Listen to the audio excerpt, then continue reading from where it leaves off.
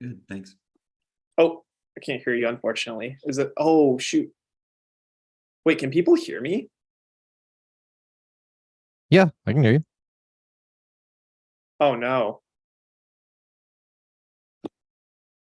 Oh, that's a problem.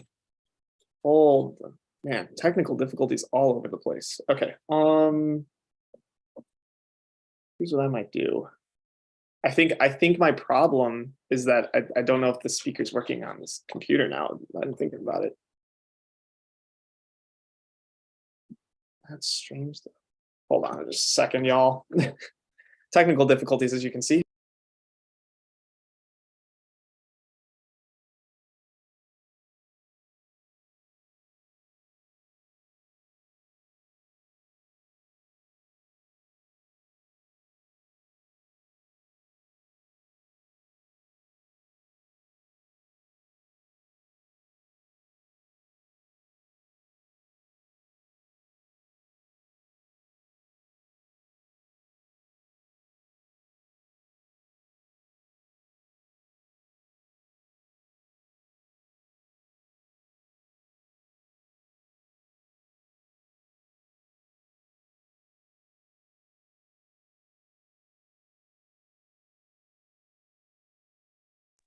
All right, can someone try talking again?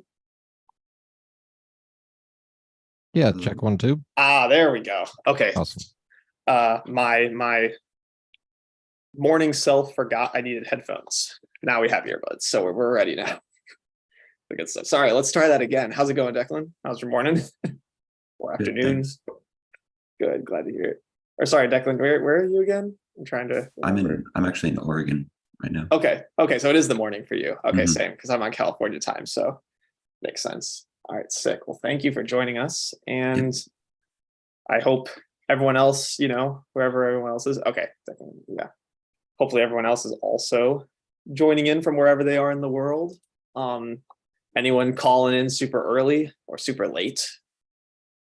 World, anyone? Sorry, just kind of chilling out here. We'll get started in like a minute because I'm already running late and this is already a long enough session as it is. So, but see what's going on. All right, we can probably see the screen now. Okay. People are trickling in there still though, so that's good to see. All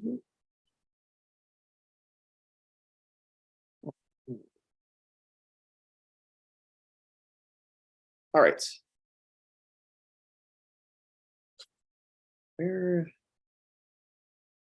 All right, sounds good. All right, let's get this thing started then. Seems like everyone's just dying to get going on coding this morning, and I get it. It's a great day to be coding. So, all right. Oh, that's one more second. Some outside noise from me. Just give me 1 second here.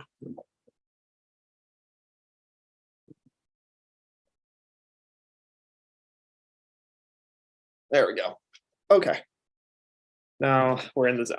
All right, y'all. Sorry about that late start, but just technical difficulties all over the place. I just came from talking a little while ago, so I needed a quick break, but now we're ready to get started. So, hope everyone's doing well. This is fine for me. It's a, fine cloudy Tuesday morning. Don't know how everyone else's weather is. Maybe nicer than this one. Maybe you're actually, wanting to get outside after this. So we'll try and keep the session slightly quick. Last couple weeks of summer coming up. So, but glad you're all still here spending time with us as we get into week 6 of this Python for STEM course. And today we're going to be talking about fitting. And specifically, we're going to be talking about fitting in the context of Bright-Wigner distributions. So hope you all are excited to get going on kind of what we talked about last week. But first, before we get on to what we were talking about last week, let's open up the floor. This is always I like this thing, the Jazzy, our spiritual animal, gonna ask how is everyone? How are you doing this? It's first day of August. And do you love coding yet? It's been about a month and a half now. Like, should be starting to develop that love relation, that lovely relationship at this point with your Python terminal or Jupyter notebook or whatever your preferred of choice. Anyone having a great coding experience so far? Anyone struggling? Yeah, maybe Maybe not.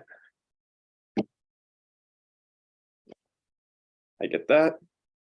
Maybe it's just too early in the morning. Your hands are actually so burnt out from coding so much that you can't even type in the Q&A. I get it. That could also be a reasonable thing. Yeah. There we go. Someone's in the chat, but it's probably our chat then. Okay. Well, anyways. Oh, there it is. There we go. Yeah. Oh, someone so far so good. Good to hear. All right.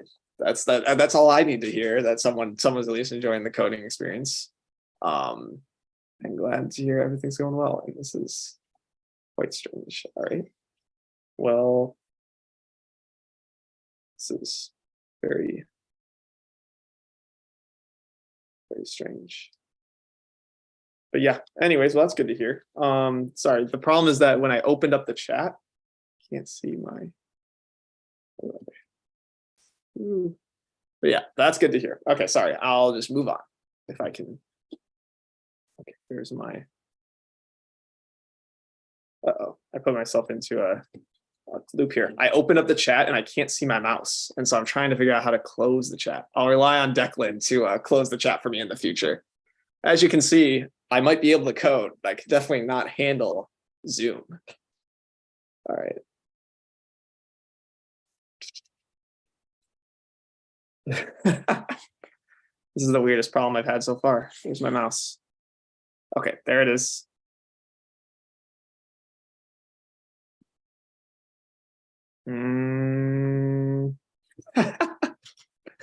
Yo, I'm sorry. This is harder than I thought. Maybe is there a way? Can you guys kick me out of the meeting for a quick second and I'll come back?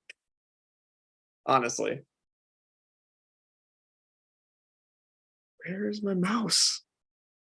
Okay, there it is. It's down at the bottom. Okay. Triangulation. It's gonna work.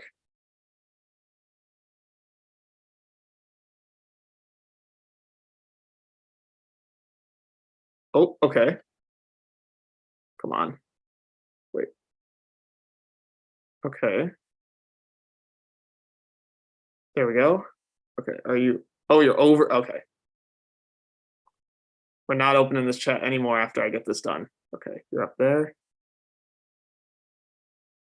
Oh, yes.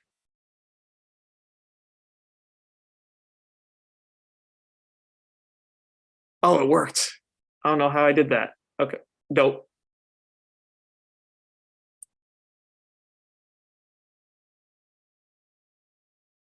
Guys, I'm so sorry. Come on. Okay, where?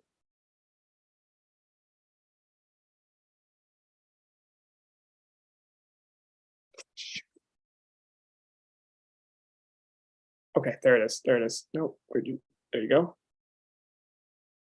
Guys, this is the most weird game I've ever had to do in my life.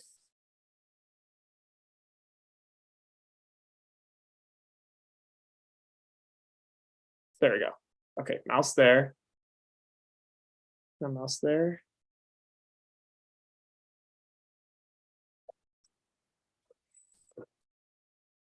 This is painful.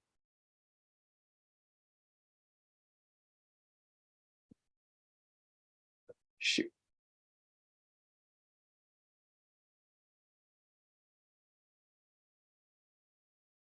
Is there a way to just kick me out of the meeting at this point?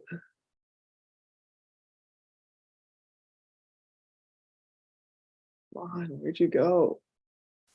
Okay, you're on the thing.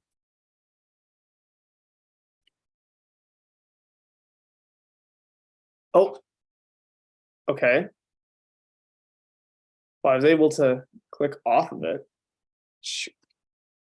But everything's covered by my. Okay. There we go. Okay.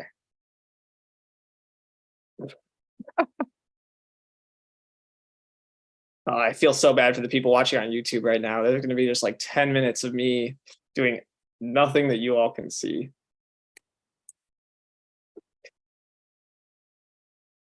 Okay.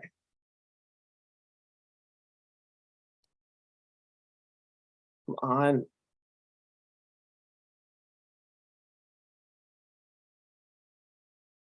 This is awful. Seriously, no one can just kick me out of the meeting? Like, if you kick me out of the meeting, then I'll be able to close this chat, and then I'll be able to, like, never open it again. Ugh.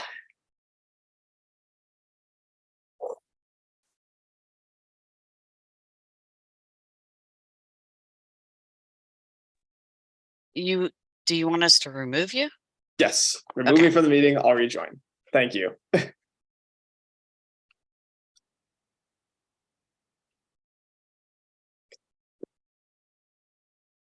See if I can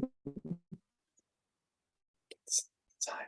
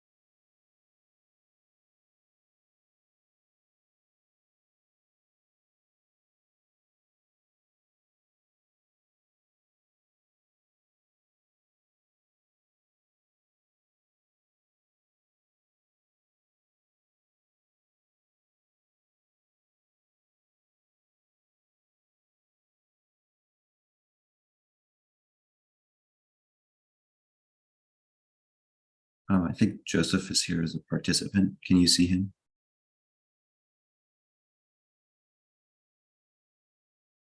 There.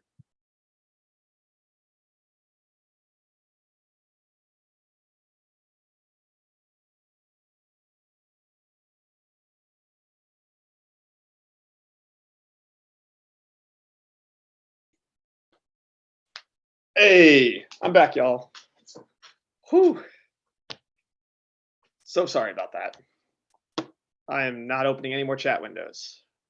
Let's get back to it because now we're really behind. Almost 9:30. Okay.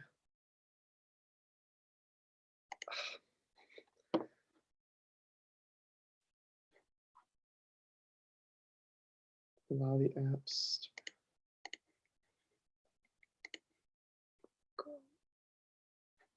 Unlock. Sorry. Now since I'm joining through Chrome because of the whole thing, it's asking if I need to give it permission to record my screen and stuff. Okay, Google Chrome.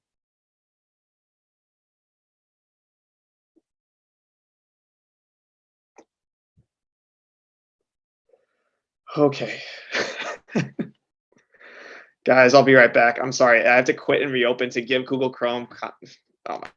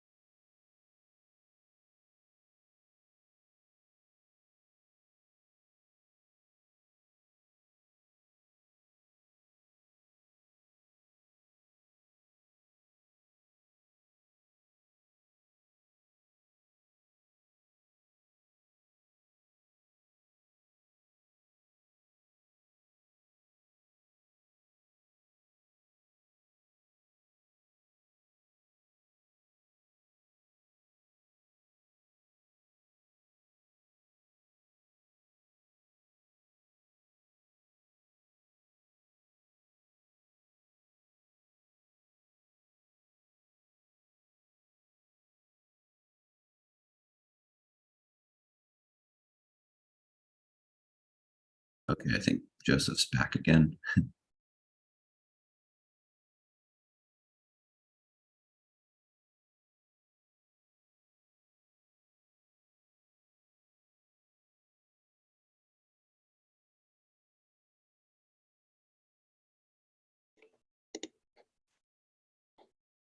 Oh my gosh. Okay.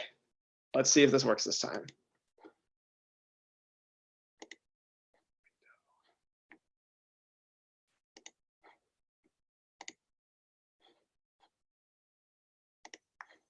Okay.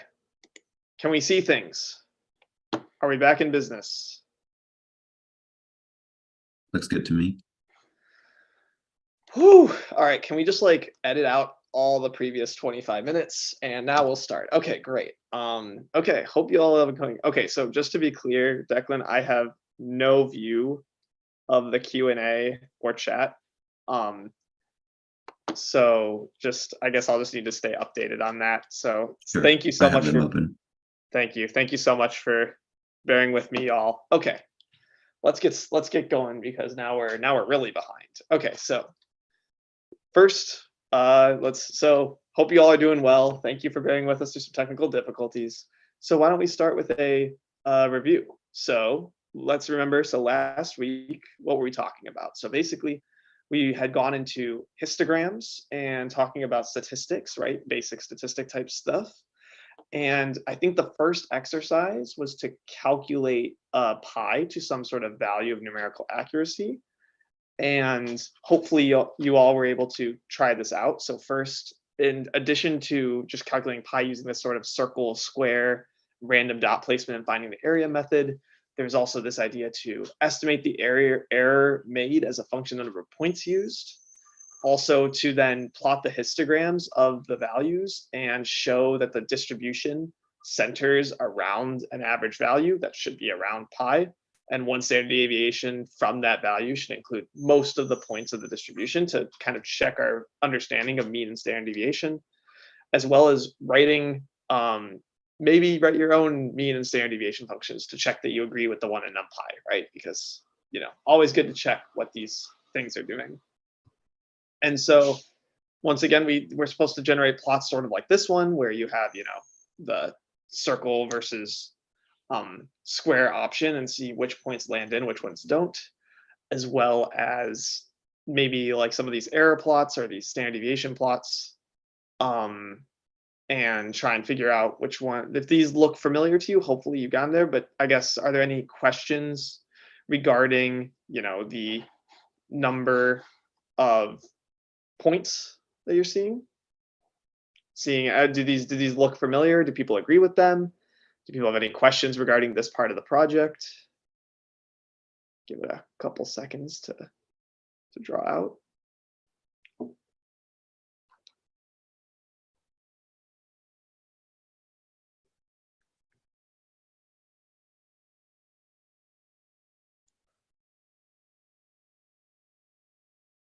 Okay, not anything I'm hearing yet, but please interrupt me if that changes.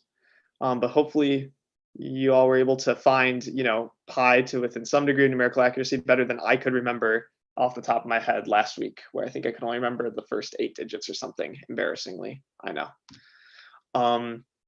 Then the next exercise was to do particles decaying. So kind of like an introduction to something we're going to talk about today, but the idea that, we have these two major conservation laws in physics: momentum conservation and energy conservation. So we have a particle starting at rest with some sort of mass, and then it decays into a particle B, which we can detect, and a particle C, which we cannot detect. And we can measure the mass of that particle B, which is 1, and then we can get a bunch of estimates of its momentum, and we can use those terms to try and estimate what our momentum of C is. So if you remember the math for this, we use, for momentum conservation, we know that since these mass velocities have to equal each other, up to a difference in direction, we have to therefore say that, well, then the momentum of C is equal to the momentum of B, negative. And then also by that Einstein rule about mass and momentum contributing to energy, E has to equal to, square root of m to the 4th plus p squared. And so, m squared, p squared, sorry, c to the 4th, but we don't care about c because we put c to 1, we're theorists. So E equals square root of m squared plus momentum squared, and we can then use this sort of, and after subbing in our PB equals PC type rule, or PC equals negative PB, but we square it so that negative sign goes away, we can start doing some rearrangement and try and figure out what MC is depending on what our momentum and mass is for particle B. And so we can do that with a little bit of algebra. Hopefully this algebra was able to be gone through in the time and make some sense. And you get some sort of, square root of some sort of quadratic-ish looking equation. And then we wanted to determine the mean value and standard deviation of the mass given what we had for PV. So yeah, so then you were hopefully able to do this, taking the measurements. And I guess, did anyone come up with a calculation for what the mass of C should be depending on these momenta and mass of B? Come on, someone had to do it. Come on, just any number. Let's see. Come on, I'll give you. It's a anything. Come on, I know I made you all wait for 30 minutes, but I don't mind waiting another minute just to hear some sort of estimate of the mass.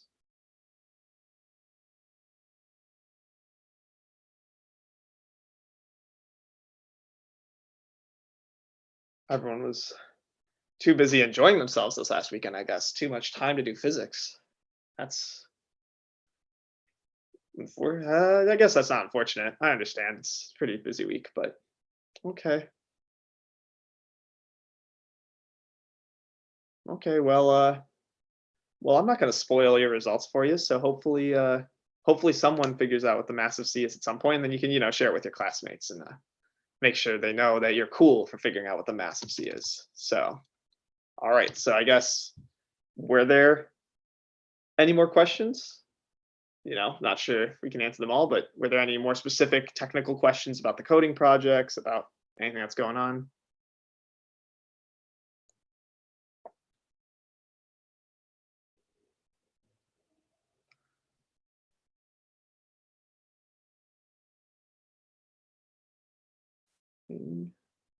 We're looking good in the Q&A, Declan. Nothing popping up.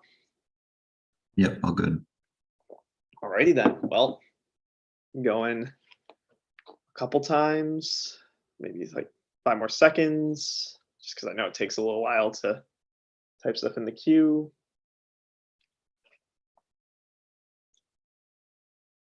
Okay, going once, going twice. All right. No questions to be had. All right. So sorry about that. Yeah. Oh, shoot. Raul wants to make sure this was fixed. So, all right, cool. Yeah, just checking in. Okay, so what are we going to do today then? All right, everyone get excited for today. Stretch out. We got this thing going on. So once again, I don't think I actually introduced myself over all that hubbub of my, technical difficulties. I'm Joseph. I'm a graduate student here at Berkeley, and I'm going into my 4th year. And so today I'll be walking us through some more data analysis, which, we all know and love data analysis. It's a great time. And also we'll be talking about some particle physics, more particle physics, because, everyone has to love particle physics, right? It's a great topic. Even though I myself am not a particle physicist, I'll talk about that in a little bit, especially if you were at my last talk. I just gave a talk right before this, and you'll know that I definitely don't touch things on these high energy scales, but I still have, some information to share. So hopefully it'll be worthwhile. And hopefully by the end of, this week, we'll be able to describe some reasons, some STEM-based context for why we would want to fit something. We'll want to quantify a best fit. What is best fit mean? Hopefully we'll understand that. And also we want to be able to code or implement a best fit algorithm to actually fit some data that we want to understand. So we will be talking about that. And so let's go ahead and get started from there. So once again, let's start with our particle physics, right? So basically from this plot, this is a plot that was one of 2 Nobel figure plots in 2012, 2013, about a decade ago. And this plot basically shows us a little bump right in the middle of the plot called the Higgs. It's called the Higgs at this point, but maybe that doesn't make much sense right now. We're going to go into a little bit of the details of it, but basically what you're seeing here is this is data from a particle collider called CERN over in Switzerland and France. This CERN particle collider measured a bunch of decay events from a so-called Higgs particle to two photons, and they measured the energy of these photons. And what they saw, that was worth clearly a Nobel Prize, was they saw a bump basically in their usual data, right? You see that there's this kind of odd shape that comes out from here as you go across in terms of the energies, the collective energy of these two photons. And the collective energy of the two photons, we can subtract whatever this, background term is. That's what this little curve is, they call it. And they can see a great, the bottom plot shows this sort of large bump in great detail that it's way above a normal standard deviation, meaning that this is a very clear result of some sort of existence of a particle. But this might not make much sense right now, and hopefully we should motivate why this thing deserves a Nobel Prize by the end of the session. As I said before, I am not a particle physicist. I am a physicist and I do biological research, but I do not work on these high energy scales. That's not saying I don't know something about particle physics. In fact, I think I know a little bit about it, but I'm just saying that these are not my expertise. But I did go to CERN. So in some respect, this is me back in 2018 when I was still an undergrad at Michigan State. I went to CERN for exactly one day to, say I went and saw CERN because CERN's a cool experiment. And so this is me standing outside of the Atlas observation room where they're getting a bunch of data on that screen, and I'm just watching them as they're doing it. Very, very interesting tour. But so I'm going to try and impart some of my knowledge about particle physics at more of a broad level. But I think this is good. I think this should encourage you all to hit me with some interesting questions, because trust me, if you can stump probably a grad student physicist, and maybe that'll show you just what you can do with your that can just show you that you can learn a lot of things through physics, but also that, so maybe I'll prove that I've learned some things through physics, and also I'll prove where I don't know physics. So let's see what's up. So anyways, so let's go into the Higgs, right? So why is the Higgs so important, right? So the Higgs was theorized a long time ago. Well, not a long time ago, about 50 years, right? It was theorized back in the 60s and 70s by Francois Englert and Peter Higgs. I don't know if I pronounced Francois's name correctly, but trying to not anglify it. These theorists came up with some sort of reconciliation for some problems that were happening in the Standard Model, basically. And what they needed some sort of boson mechanism to give certain particles mass. That was basically the contribution of the Higgs. And so the Higgs, in terms of the Standard Model, which is the particles that we all can, the particles that have been found in nature to comprise all of our matter and all that sort of stuff, and encode all the interactions between these particles, are these like 17 particles in the Standard Model. And the Higgs is specifically important for giving mass to the quarks, as well as some of the like the leptons, like the tau neutrino, or not the tau neutrino, sorry, the tau muon electron. The neutrinos, they have some mass, but they're not interacting with the Higgs. And then also the W and Z bosons. So these Higgs are important for giving mass to leptons and quarks, right? So this is the main thing that the Higgs does. At least it was theorized to do, right? And so if you want to know a little bit more about particle physics, I encourage you to go to this YouTube talk, which was given, I think a couple of years ago, back when this was last run, when REYES was last run, like the Python for STEM program. And this just talks about the past and future of, CERN and how it contributed to all these like particle buildings and stuff like that. And yeah, so this is done by Matt Hansen, and he is someone who is a scientific staff at CERN, so knows a lot about it, a lot more than I would be able to. But so check it out if you get the chance. But yeah, and of course these slides will be available after the session, so I'll be able to do that. And I don't want to have to risk going back into a chat to post this. I apologize, but you could probably look it up on YouTube. You guys are better Google searching than I am. So okay, so what does the Higgs actually explain theoretically is a good question, and definitely beyond the purview of this entire class. But there's a nice introduction YouTube video, which I watched. It's like 3 minutes long, and it explains the Higgs mechanism in some sort of, analogy, anecdotal sense, right? An analogy.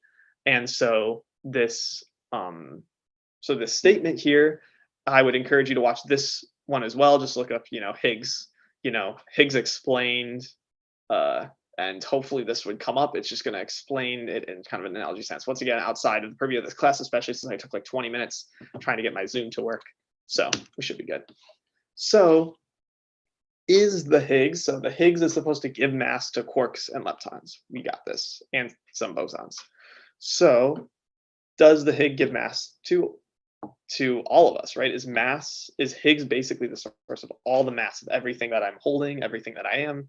It would seem like this could be the case, because if Higgs gives mass to quarks, and of course quarks are the fundamental particles that make up, say, a fundamental proton or neutron. Those make atoms, right? These are the basic building blocks of atoms, and atoms make like larger molecules. And then molecules make things like DNA, proteins, and those things make us. So in all, this seems to suggest that maybe Higgs could be the source of our mass. Is this the case? Well, we'll get back to this, but actually, just to clarify any misunderstandings, like, if you log out halfway through the session, Higgs is not the source of all of our mass. There is a non-zero and pretty significant contribution from gluodynamics. So the gluons, the energy in there, and as we know, energy is also equivalent to mass, or proportional to mass, I should say, according to Einstein. So just to make that clear, that will not be the case, but we'll actually answer that in one of your exercises. So look forward to that. But let's come back to this question later. First, we want to know, if I'm looking at this particle from this detector, well, how do we even know that bump is a particle, right? That's good to know. And how do we get its actual mass from it, right? How do we get, from this bump, how do we know what its mass is, right? Because that is what the experiment really showed, is that we have a mass particle to put into our system and understand its dynamics and properties. So let's go into so from this theory, right? So we wrote down a theory and we made a prediction, right? Or at least Higgs did back in the 1960s/70s, when he said, okay, we're going to take our particle and we are going to see that it's necessary to rectify some standard model problems. And so in order to say, okay, well, we need to observe it, we need to make a prediction based on theory where this particle would be, right? So I think for the Higgs, there's, were a couple properties that they were looking for. Like it had to be spin zero, it had to be, it had to be massive, those sorts of properties that we can look for. And then we can use our quantum mechanics information. So, because at this molecular scale, we don't have deterministic dynamics where we can, have bowling balls hitting each other. We have to worry about wave functions and different probabilities, right? Those are a much better way to describe the quantum realm than the one that we experience in terms of our, natural physics kinetics that we see on maybe a daily basis. And, this was a big debate back in, the 1920s and 30s, where there were a bunch of debates between, like Albert Einstein, people like Bohr, Schrodinger, who were trying to rectify, are probabilities actually inherent to quantum mechanics or not? And that's the famous Albert Einstein quote, "God does not play dice with the universe." He was a very much a believer. Well, he didn't believe, but he just had a lot of arguments for why would this need to be probabilistic. And, I encourage you to look up those debates sometime. Not, it's not like they were recorded, it's the 1920s, but, they have people who transcribe kind of the major points of those sort of debates of how do we rectify quantum mechanics and how do we understand it. So very good debates, good physics history there. But anyway, sorry, that was a history analogy. Basically, though, for building some sort of experiment to see this sort of theory, we need to actually, after we write down a theory and make a prediction, we need to convince people that it is worth, going into this sort of experimental zone and see what is happening, right? So what happens is, a coalition of scientists can get together and they'll, kind of cooperatively say, well, these are interesting problems that are super fundamental to, understanding the world around us, right? And so then they will invest time and energy into building experimental apparatus. There are two major ways that people in high energy physics, I would say, look at particles. One is that they can look at the universe to give us data. The universe is full of billions of stars and galaxies that are at much different exotic regimes than our Earth is. So maybe those sorts of systems can give us information about what is happening. And that is a very tantalizing hypothesis, right? We just have to build a detector and just sit and wait. But that's also the problem, is that we have to sit and wait for these events to occur. And certain events aren't going to be able to be observed like this. This is usually better for sorts of like neutrino experiments where you have not very high interacting particles. And so that is definitely the case. So that's one option, is to kind of build an experiment look. The other option is we make our own high energy universe, right? Now we have control. We can kind of force the high energy particles to exist together and to give ourselves a higher probability of seeing these sorts of rare events, right? The downside of this one is that, this is expensive to run and make and such like that. We have to build an accelerator. There are a shortage of accelerators. And, once you have these accelerators, it's a lot to maintain and keep up effort. It's a good scientific endeavor. It's worth it, but it's something that you have to remember that, there's, both of these detectors take a lot of man hours to work. So that's particle physics is not a cheap science. And so basically, this is a view of JLab. Sorry, I think so. The Ice Cube experiment, that's a neutrino observatory actually in Antarctica on the South Pole. That's what I showed on the left, and then on the right is the Jefferson Lab, which is run over from somewhere close to Virginia. But anyways, so in this process, you have to build your accelerator, and these are usually the accelerator building part is definitely one of the hardest parts, because there's a lot of engineering that goes into it, a lot of man hours, a lot of money you have to raise. I think CERN, the experiment that got the Higgs boson, is like at a price tag about $4.5 billion. It's quite a lot of money. But, we discovered the Higgs out of it, so it's worth it. So yeah, and of course, lots of technological advances have come about beyond just finding the Higgs, right? Lots of different things that will be talked about. So okay, so then you might ask yourself, okay, well, once we build our accelerator, well, how are we going to actually see these high energy events, right? Well, as you remember, I can't really just grab like two macroscopic things and just put them together and expect to see a new particle, right? What you need to do is you need to add energy into your system. You want to see particles that are beyond the scope of usual energies in terms of like the Higgs, because it was supposed to be a massive particle. So basically you have to incorporate a bunch of energy into the system. And so the way to do this is to think about that momentum term, right? We can't really make a particle more massive. Well, in the classical sense, I guess I should be careful how I say that, because relativity can do weird things. But a particle, you really increase the energy of a particle by increasing its speed, right? You increase its total momentum, which, is mass and velocity. And so the easiest way to do that is accelerate particles such as protons or ionized atoms to speeds close to that of the speed of light. Actually, this is a good question. Does anyone, I guess this is a question about particle accelerators, but maybe someone could think of that. Why do the particles need to be like protons or ionized? Why do they need to be charged? Anyone have an idea about why you might need to have charged particles to be able to get things close to the speed of light?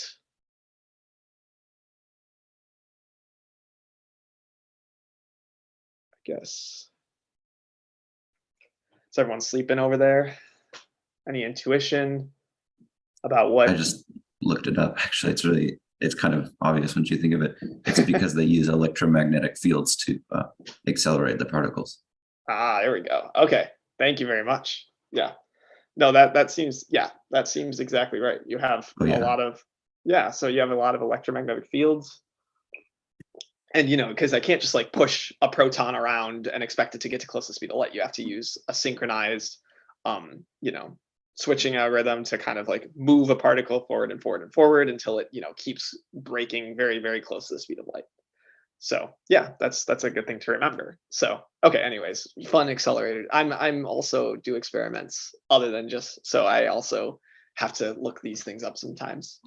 So Okay, so that's your step one. You accelerate these particles to be really fast, and then you smash them. That's all you have to do, right? But actually, it turns out that um, this, or sorry, not actually, smashing them is kind of what you want to do. I've got, this kind of car smashing picture is a little bit different than what's happening at the particle accelerator. Basically, you're just using the high energies, and when you put them together, then you're going to be able to make even more energy. And those big energies should then be able to create a plethora of particles, right? From lots of energy, you'll get a lot of different particles that come out of it. So this is kind of a false picture, right? It's not like we're crashing two macroscopic cars. We're actually thinking about them as these protons kind of moving together in some sort of, they're kind of clouds of probabilities of where they're interacting. And then as they come close to each other, they'll actually start interacting with respect to time, and they'll, make more particles, or they'll collide, they'll rearrange themselves, whatever's going to happen. And then they will interact in that sort of way when you're close. This is just showing some like fluidodynamics and chromodynamics in terms of a cartoon. And then what you have to do then is, from those sorts of particles, you have to detect the debris. You have to detect and isolate the individual particles. So, there's this is not a detector itself. It's not like you can see it, but what you can do is you can build a bunch of arrays of, basically like transistors, computers that will take in whatever your particle is. So once your particle leaves the sort of center and it starts moving in whatever direction, it can calculate, the spin, the charge, the, mass, the momentum. All those sorts of things are the particles that you can get out of an event. This specific view is just a simulation of possible trajectories that you could get of particles based on, certain decay events. And then you can use all those individual particles, and you can isolate those in order to get your statistics. If you want, there's another possible YouTube link. There's a JLab tour, right, where basically someone walks around Jefferson Lab and shows you the detectors and stuff like that in much more detail than I could ever say. So if you're interested in looking at, a very large machine and how they actually detect all these specific decay events, it is not an easy task and requires a lot of engineering and computational power. You should definitely check out this video. It's very interesting to think about. So this is great. So now you can detect the debris. So doing this, you can kind of think of this as, for this array, you usually have the detector all around the main beam line, except for a specific area where the beam's supposed to enter, right? And then when the particles go by, they will maybe, let's say they just deflect. This is just a deflection option because they might interact because they're absolutely charged. Then they will deflect. The momentum will be transferred off of these charge acceleration factors, and then the particles will be detected by the computer, right? They'll collect all the events by producing this sort of current, and then the computer will keep track of those event parameters and use them to generate experimental statistics. So you can, and some of the, most of the time, actually, particles don't interact. You have to, a lot of the time, the particles, there's a lot of space they're trying to fill. You try and get these things as close together as possible, but in the end, the particles will oftentimes just fly by each other. But the ones that do interact, you'll just, every time they interact, they will, elucidate a detector. The detector will get that information and then be ready for the next one, right? And they'll be able to say where and what direction, like I said, momentum, direction, spin, charge, all that sort of stuff. They can start extrapolating that from the detector. And hopefully after lots of data analysis, you would get something, like this. You get a lot of, individual bin points with certain energies, which is what they're showing here. And you get, some sort of statistics on what is happening. And then what you would do is you take those statistics and then you compare your outcome with theory, because without a theory, there's really not as much of a reason to experiments in terms of particle physics, right? And without experiments, you can't really prove what theory is important. So all of these things in general come together to make, a theory and experiment hand-in-hand question that can answer, like, what is the universe actually doing, right? And then the real, entity of what is the universe doing is we should be able to deduce what happened from that crash, right? So the theory gives us a link to be saying, okay, from all these particles that we've received, what is the original particle, right? What is the original thing that we have that we are then seeing?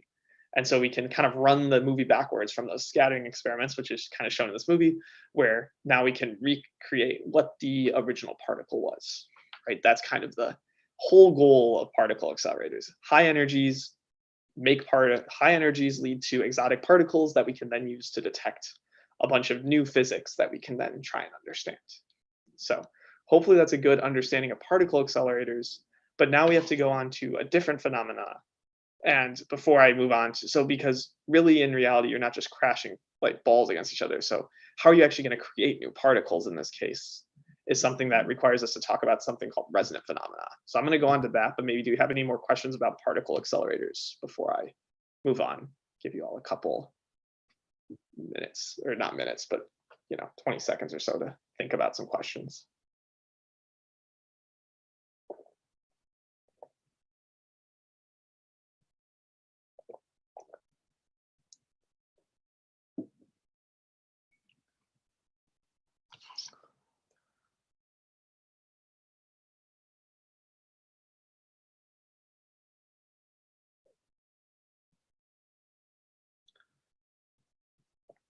Okay, not hearing anything, that's fine. Hopefully everyone's super thrilled about particle accelerators now. They see the reason for them. And so now maybe we should talk a little bit about what the particle accelerator, how it's actually discovering some new physics, I guess, right? Oh, we just got a question. Oh, we actually, did. If you don't mind. Cool.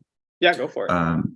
Jose asked why the Higgs boson discovery was only with the help of the Large Hadron Collider.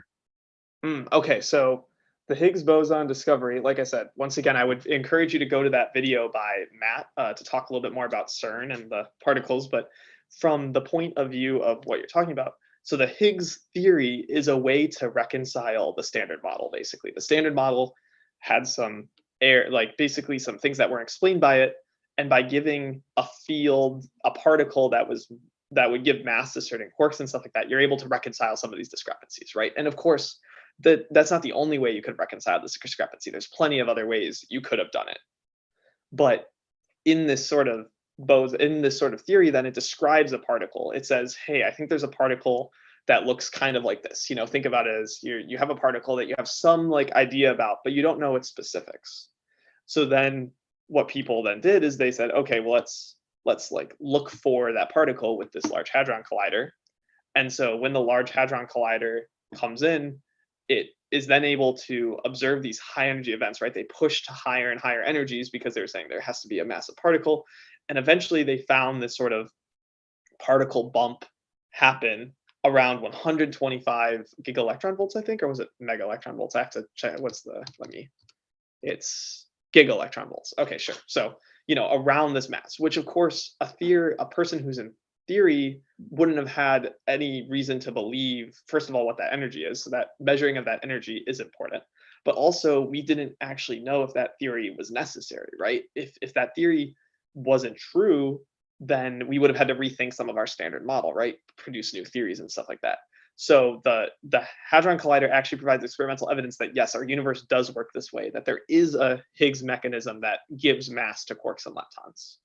It's a direct observation of that, because you can dream up a bunch of different ways that maybe the Higgs gets mass because it talks to the it talks to the leptons around it, and the leptons sell it, yeah, you should have mass, but stupid example, right? But there are alternative theories. So it's just a way to prove that this is the theory that would be that would rectify the standard model.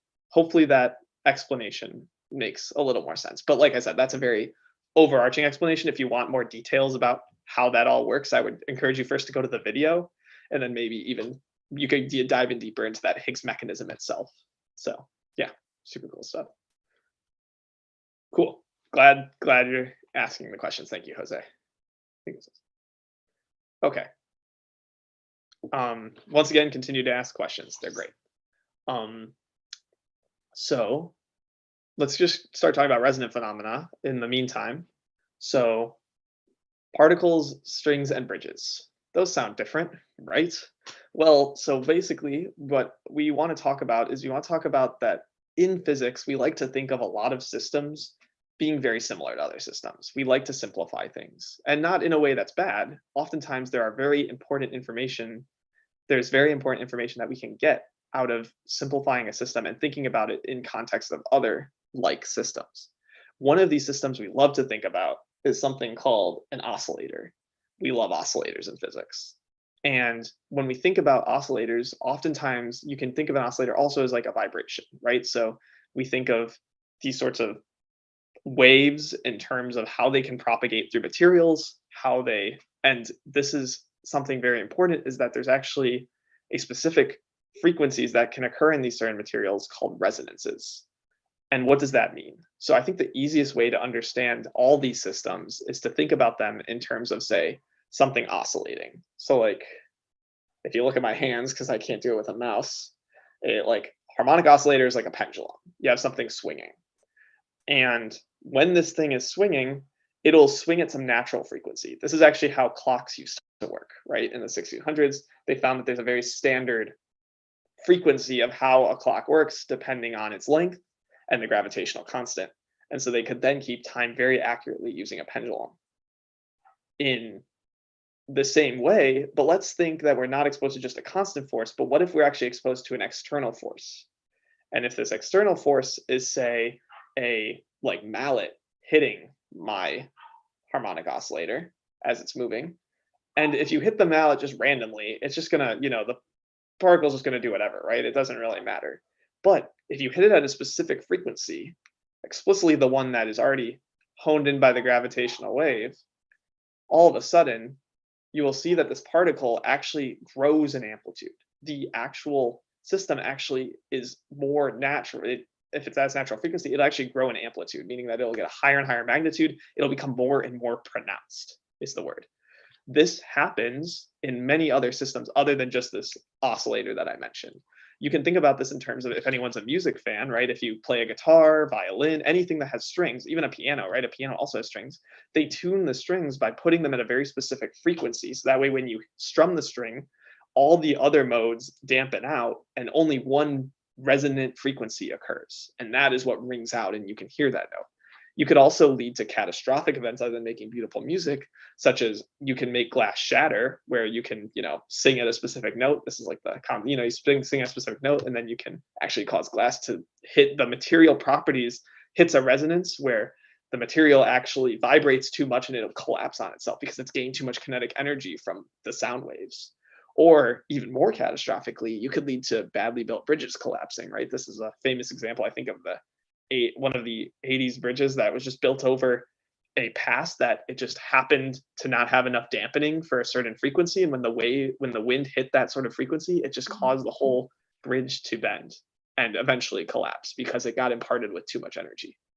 So basically, this whole idea of resonance phenomenon, which you can read a bunch more about at Wikipedia, because go to Wikipedia for a lot of things, but the amplitude of vibration increases, which in terms of our particle dynamics, which we can't really think about amplitudes, we can think instead about probabilities. So we can think about maybe a resonant phenomena would lead to an enhancement of probability of a particle to occur.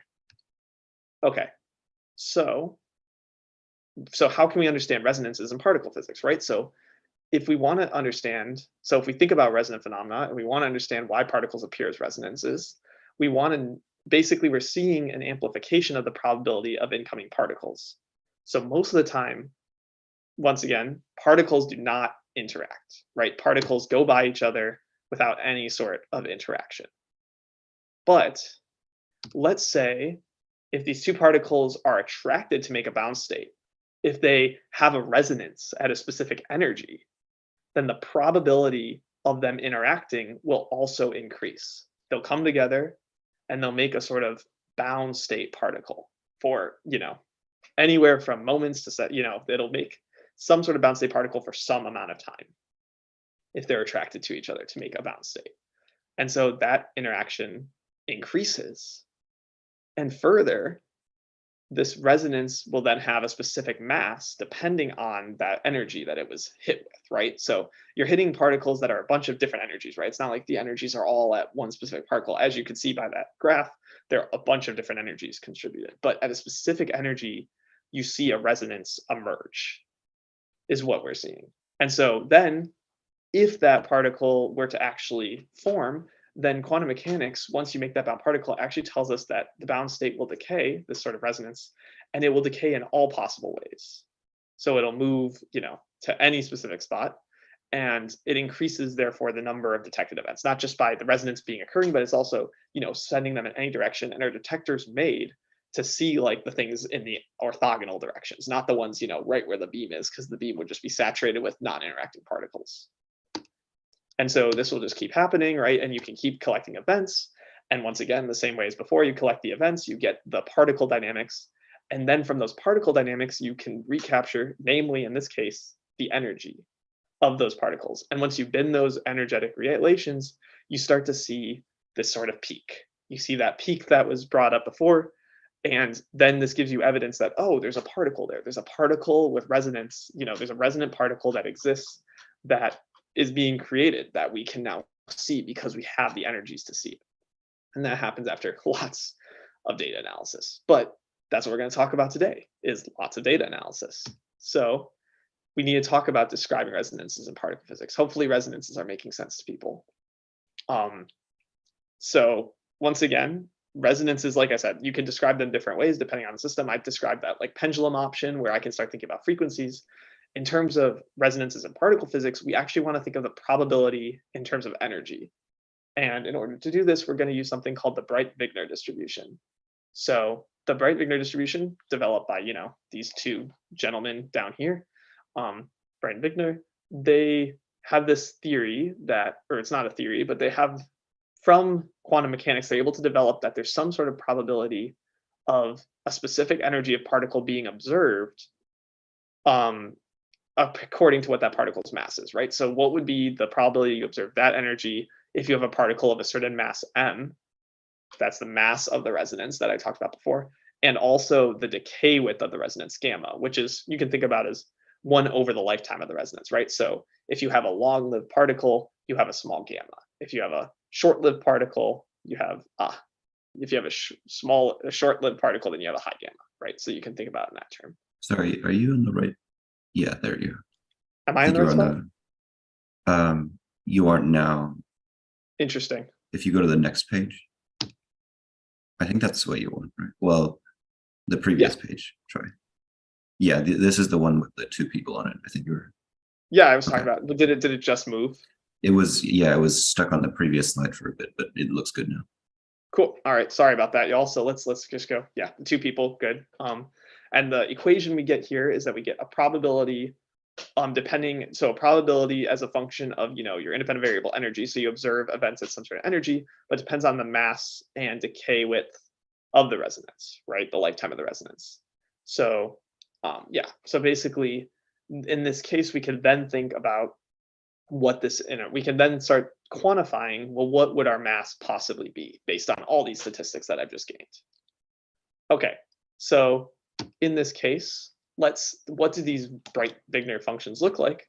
Well, we can plot a Bright-Wigner distribution using a value of mass and, so this one uses a specific value of mass and 3 different values for gamma, right? So different values for that decay with time. Actually, but maybe this is a good check, looking at the probability of the energy. This is the probability of energy with respect to the energy that you're actually observing. So I guess in this like statistical way, can you see from this equation, the probability of energy, what value of the mass was used for all these particles?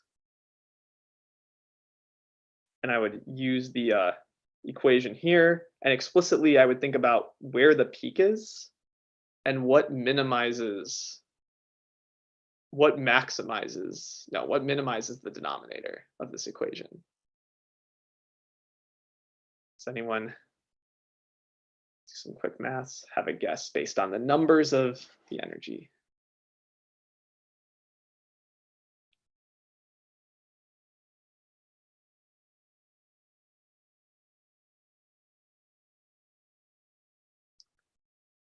People didn't think they were going to get quizzed today, did they? Send you up for a treat.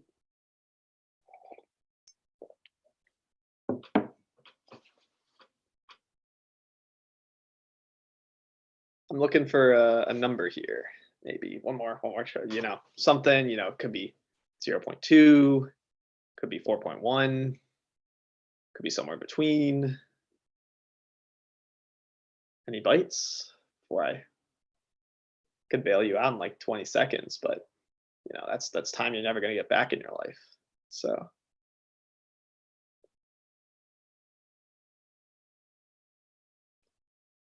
okay.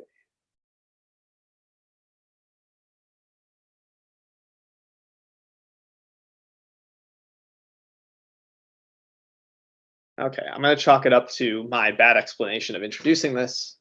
But if I wanted to look at why a mass would be a certain mass and I could look at this distribution and I look at the peak and I notice that in my probability equation for depending on energy, remember my independent variable is energy here, I would see that the term that would decrease my that would minimize my denominator, and minimizing a denominator leads to the highest possible point, would happen when my m squared equals e squared, right? Because then that term goes to 0, and then you don't have any extra terms from there.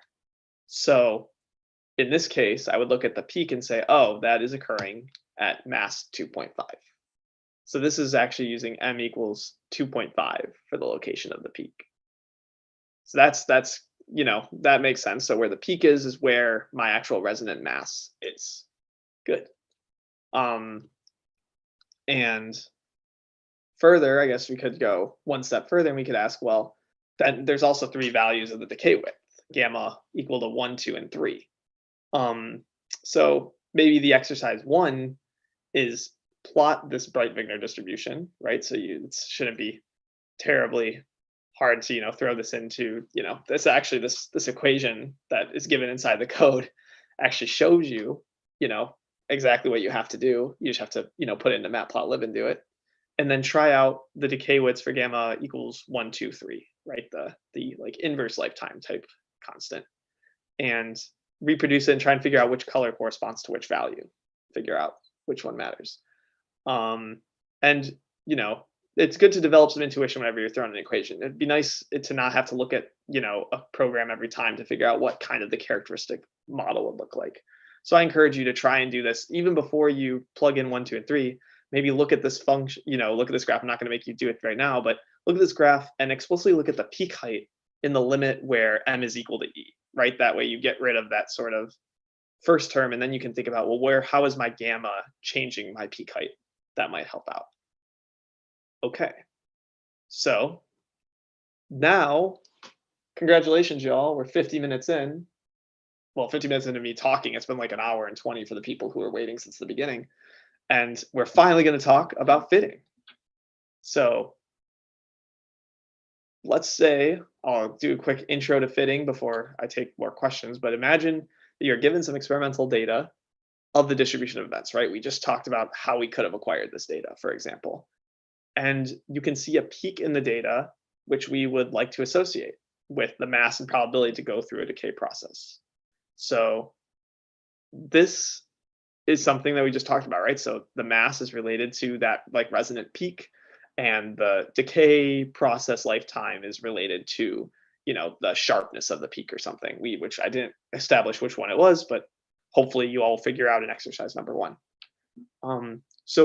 But then the question is, well, now that I've given a bunch of statistical data, which values of m and gamma best describe the distribution, right? Because this plot isn't pretty. It's not like I can just draw a perfect Breit-Wigner distribution and be like, yes, it's going to be exactly here. So how do I convince other scientists that this is the correct number? This is the correct application of this process? And the answer is to do this by fitting.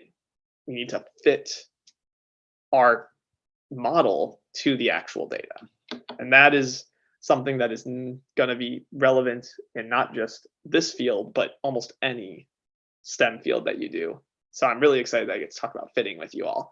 Sorry about all the intro on particle physics if that was not as interesting. So now we're going to move into fitting. So if anyone has any more questions about the particle physics portion of the talk, which we'll talk a little bit more about, you know, in the fitting parts, but if anyone has any more questions, now would be a good time to start putting them in the chat. I'll be happy to.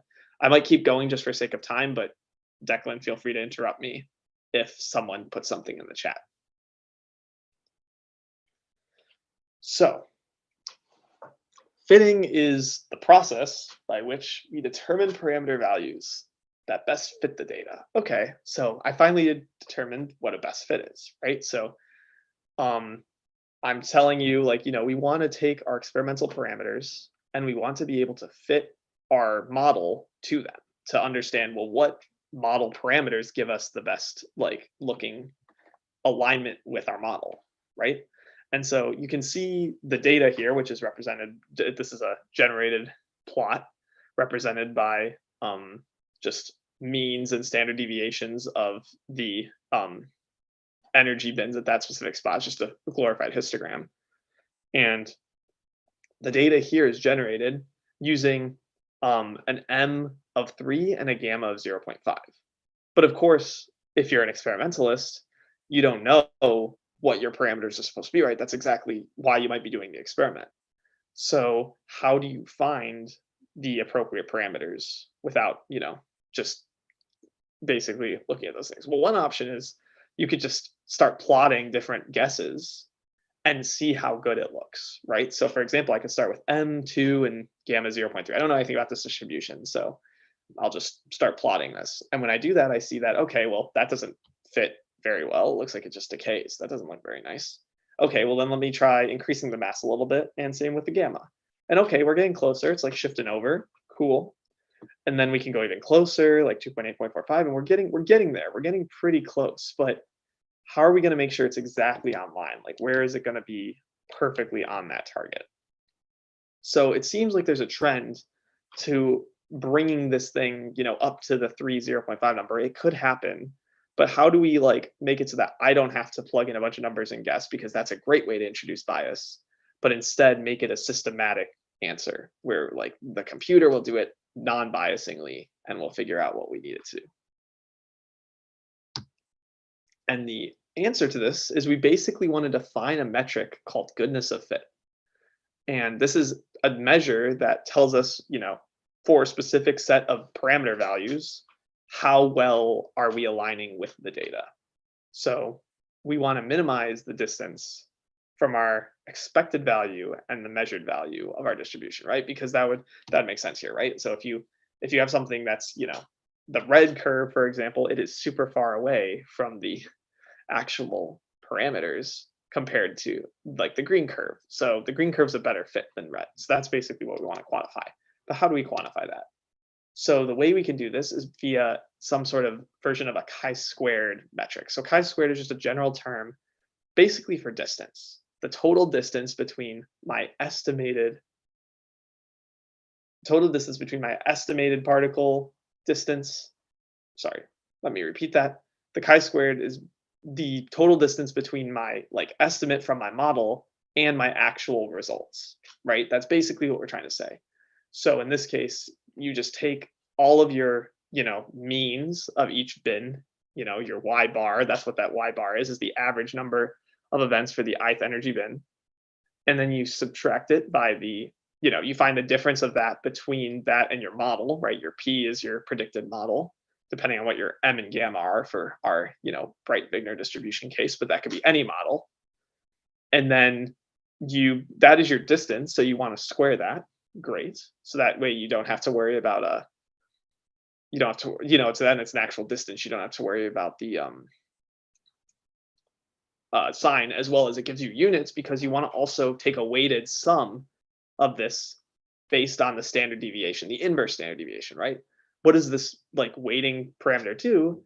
Is it means that when you have a high weight parameter, so if you have something that has a high variance, right? Something that you're like super unconfident about the value, then that means that you're going to have a lower weight on that parameter, which makes sense, right? If I have a super confident value, then my model should fit that really well. But if I have a super unconfident value, then that would mean that I don't want to think about that mean as being as important as the one that I'm super confident in. And so that's just a way to weight the average, is basically what we're doing. And so yeah, that gets us some sort of definition of the chi-squared algorithm. So good, we have a parameter that basically just spits out a scalar number, and that scalar number tells us, well, how close are we to fitting ideally? Cool.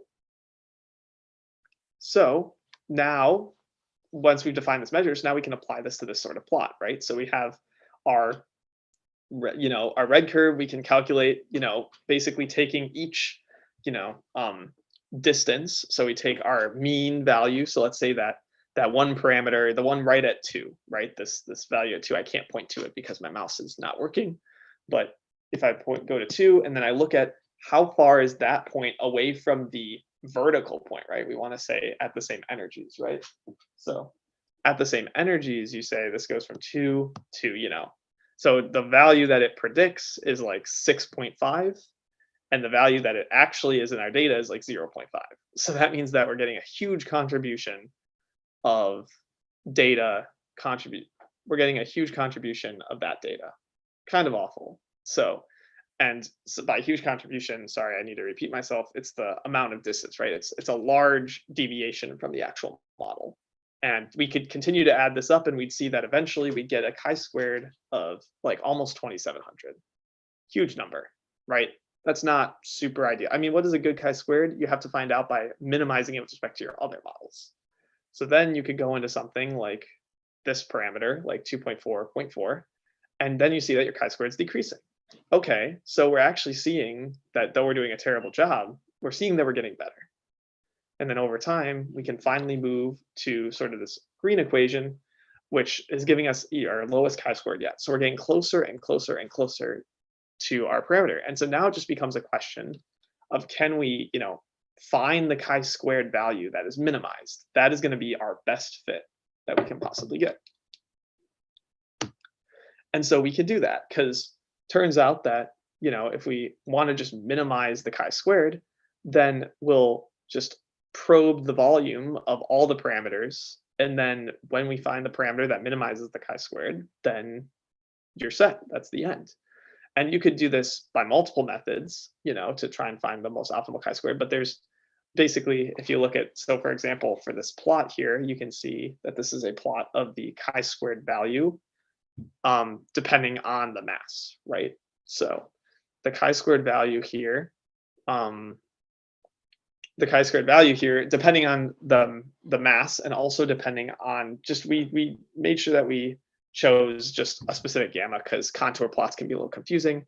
And so you can see this like light green color is gamma of 0.2, and you can see that it's trying to minimize, but it's not quite good, but it still minimizes kind of near 3.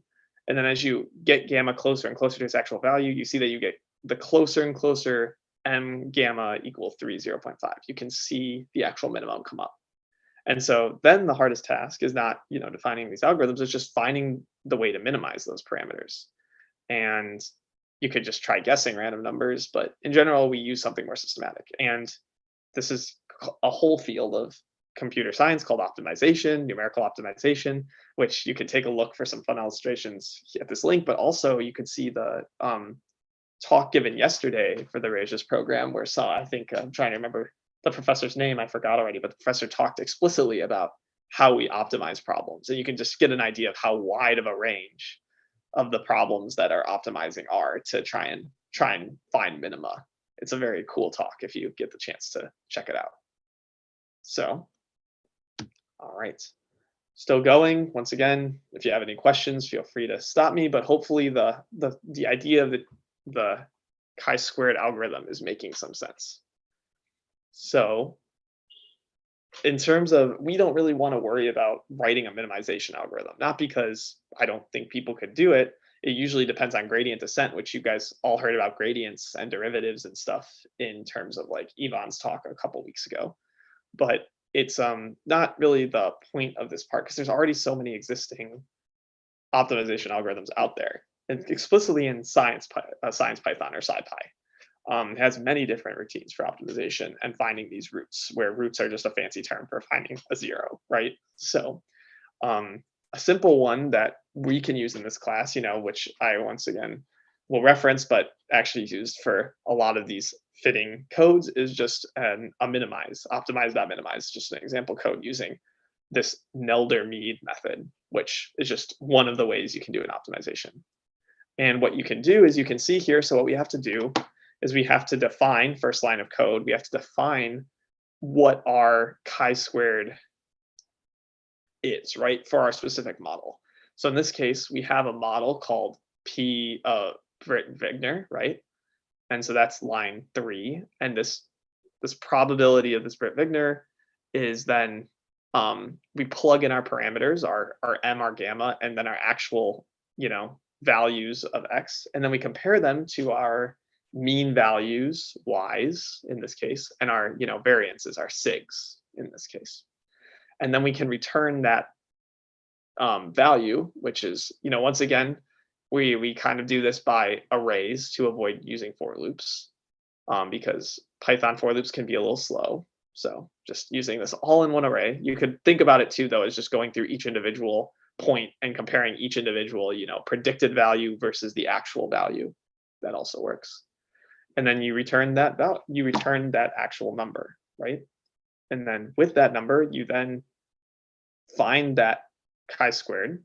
And now your job is to minimize that function. So all you have to do is you can give it an initial guess wherever you want. Usually if it's wherever you want, you might be a little bit hard if you're, at like 2 million and -1 million or something, it might have trouble converging. But for the most part, if you start kind of around the parameters, you'll be able to converge very simply. And then we can just send in, for our first parameter, we send in our, optimize.minimize function. We send them our function we want to minimize. We send them what our original guess is, and we tell them what method we want to use. And after that, we just print what we want.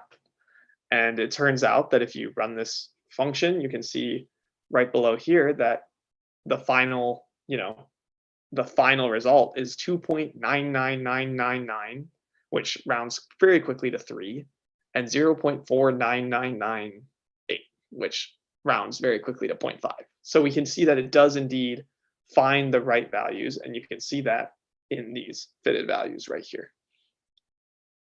All right. And yep, so I think that's the end of kind of just the fitting part. Now I'm just going to go over some of the exercises, which I apologize are not in the Dropbox quite yet because I accidentally, because I wasn't able to upload them for some reason last night. Weird Dropbox limitation rules, but they'll get up there probably by the end of the day. Just got to send them off. But we're going to talk about the exercises then that hopefully we'll go over in a lot more detail on Thursday. So you already got introduced to exercise number 1. Sorry, any more questions about fitting though? I'll give it a couple more seconds before we do the actual exercises, like just introduce them, because then we're almost to 11 and that was way beyond the time we needed to use.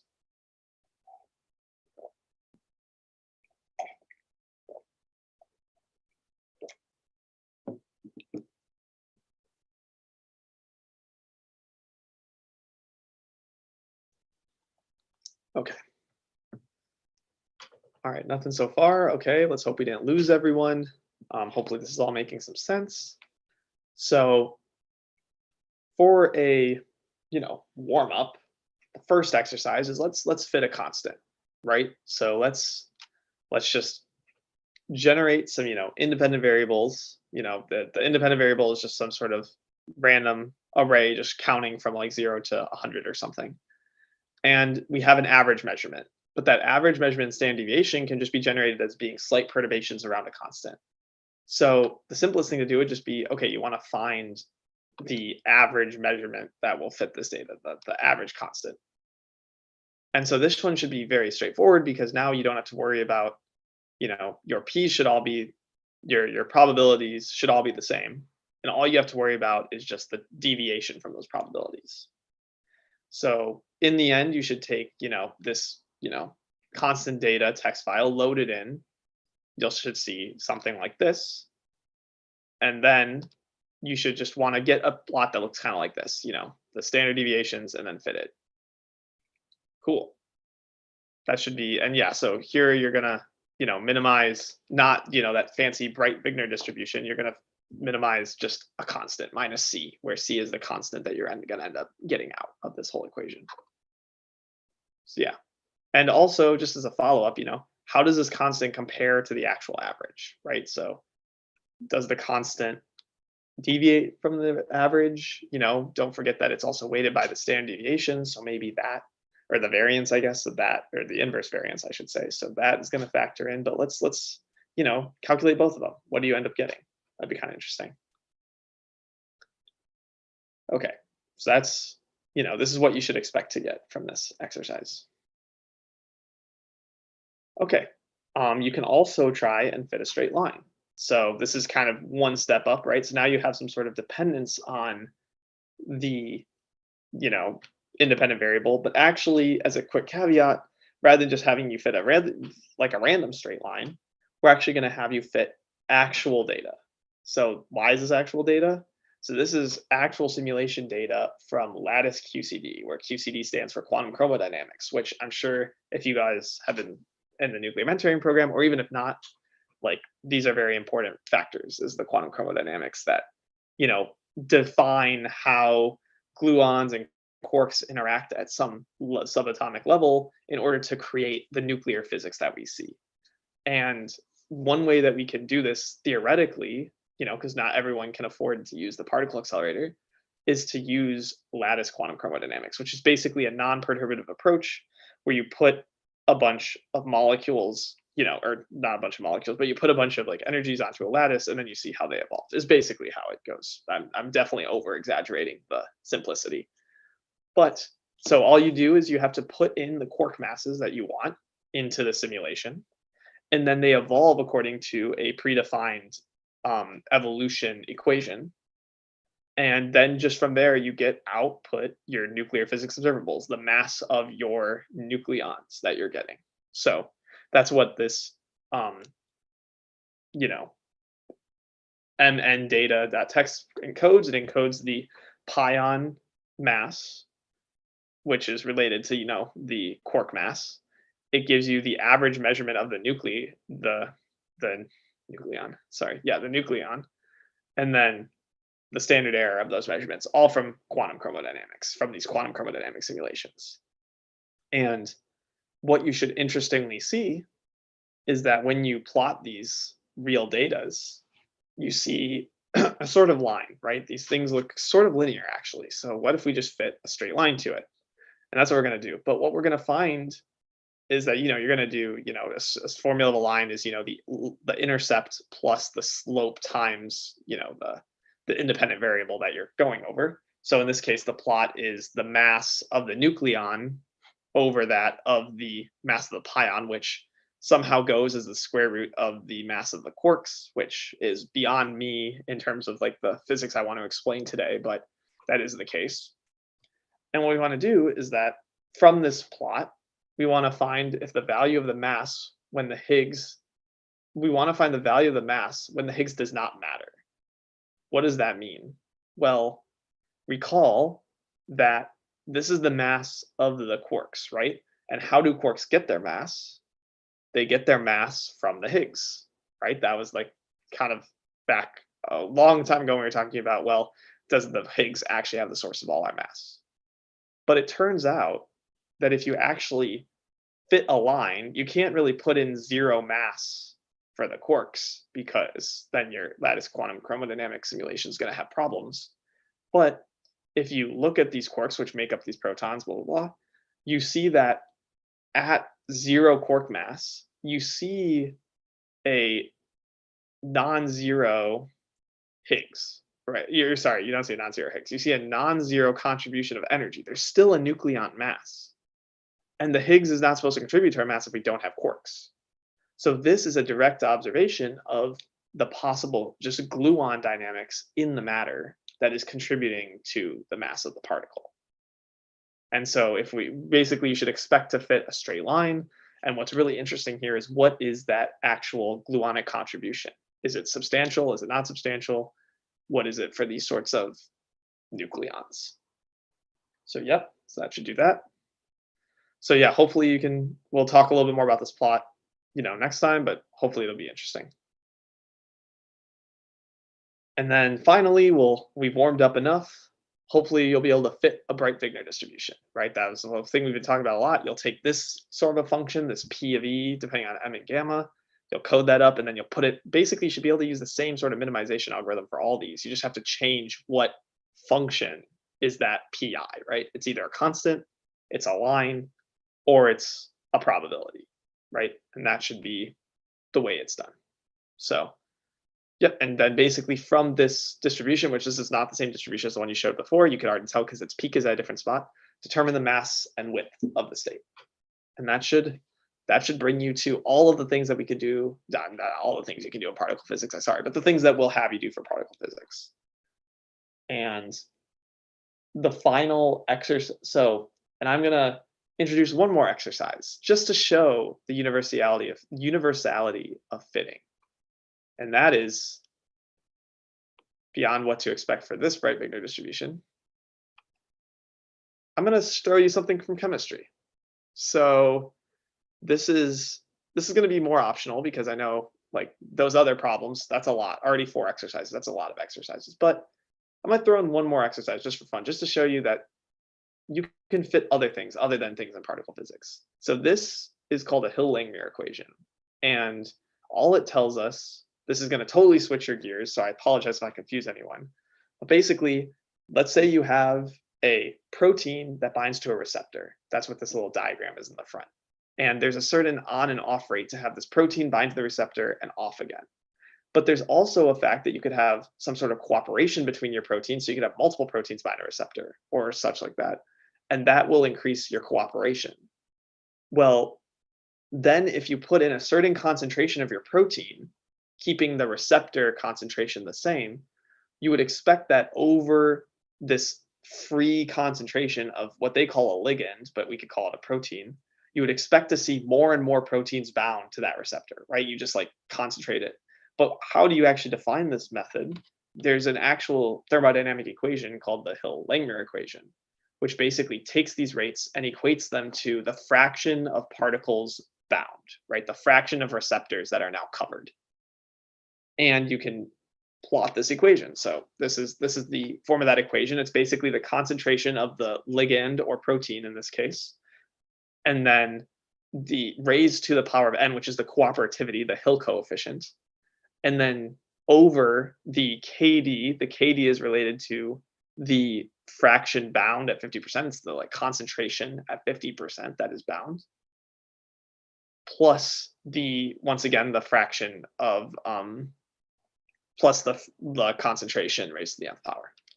And so just as a last thing, I have data from this thing. This is actually data that I've taken, right, where I do this in an experiment, and I want to figure out what is my affinity of my ligand to these proteins. So this is, if you were in my last talk, which I understand if you weren't, it's been a long time to hear me talking. That's a lot of time. I felt like I've been talking for a while.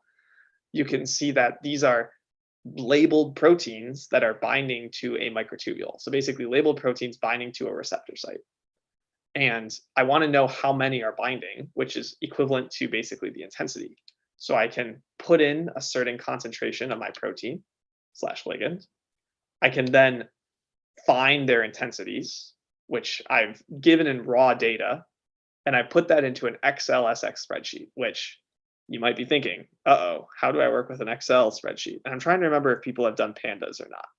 But basically, if you want to try having fun with your manipulation, you could try importing an Excel spreadsheet. That'd be a little bit more data processing intensive, but could be a fun experiment. And trust me, you will probably use it again because people love their CSV files. And I recommend using pandas for this, but only if you have time. And then what you should get out is something along the lines of this equation, where you get a fit once again, but instead of using your Breit-Wigner distribution, you use the Langmuir-Hill equation. Just switch 2 names for 2 other names and get 2 different parameters, and then you should get a curve. And I'd like to know, I'd like to, it'd be kind of cool to see, what are those numbers? What are the numbers for KD and N in this case?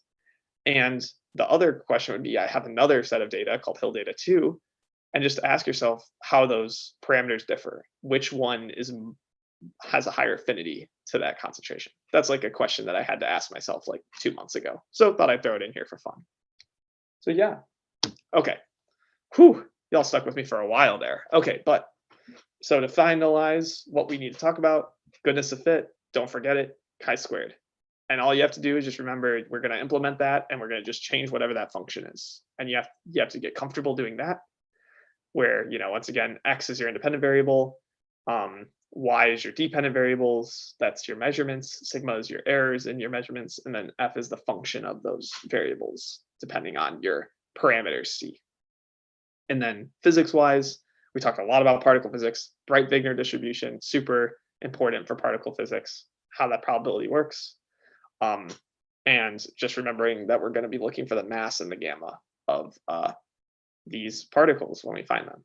So yeah, hopefully you all feel comfortable with these sorts of things. And I think I'm going to at least escape the presentation so I can see everyone, but I guess I'll open the floor for the last 10 minutes for questions.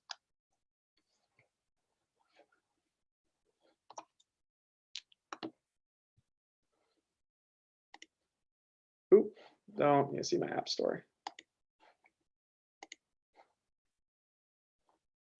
Get that out of here. All right. Sorry, I forgot I'm on Chrome now. All right. Ha, we've lost participants. All right. Any questions in the chat? Oh, we do have one.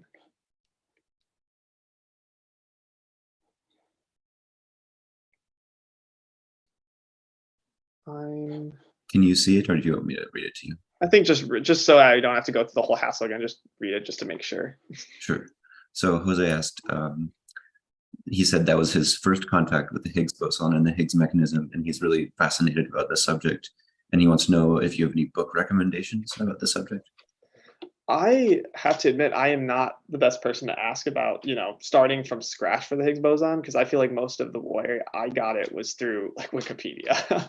But there are plenty of online resources that I think would explain it in a lot better context than I would. So I would start, maybe go to that Matt YouTube video. I think he mentions a couple of resources, and if he doesn't, you could also contact Raul. He would probably be more than happy to give you some more references than I can, because yeah, it is a very interesting concept. It is actually probably the biggest finding of the last 40 years or so of particle physics, is the confirmation that the Higgs boson exists. So yeah, you're getting excited about the right things, that's for sure. So good stuff.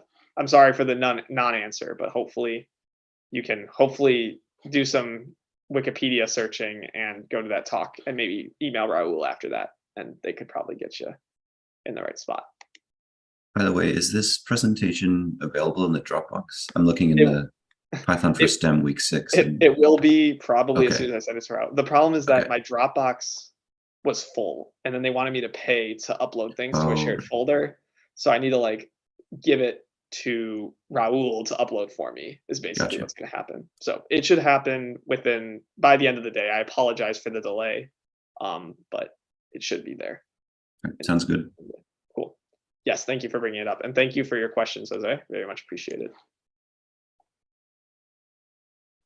I can stop sharing maybe. I don't think I can share if there's anything else. Okay. Man, that actually took the 2 hours. I wasn't expecting that, but technical difficulties for 30 minutes will cause that. Cool.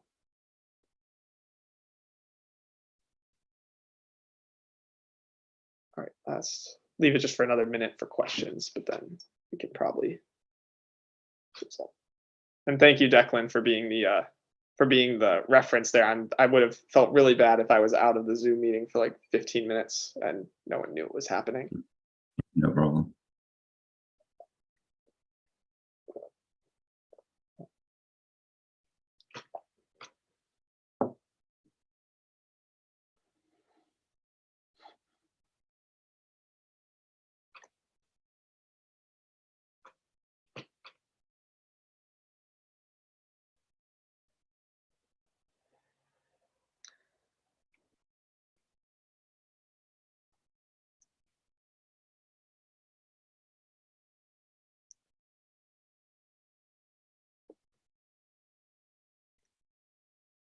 Okay, I'm not seeing too many more questions, so I think maybe it's safe to call this to stop, and then we'll go into, yeah, I guess then Thursday we'll talk more about these problems.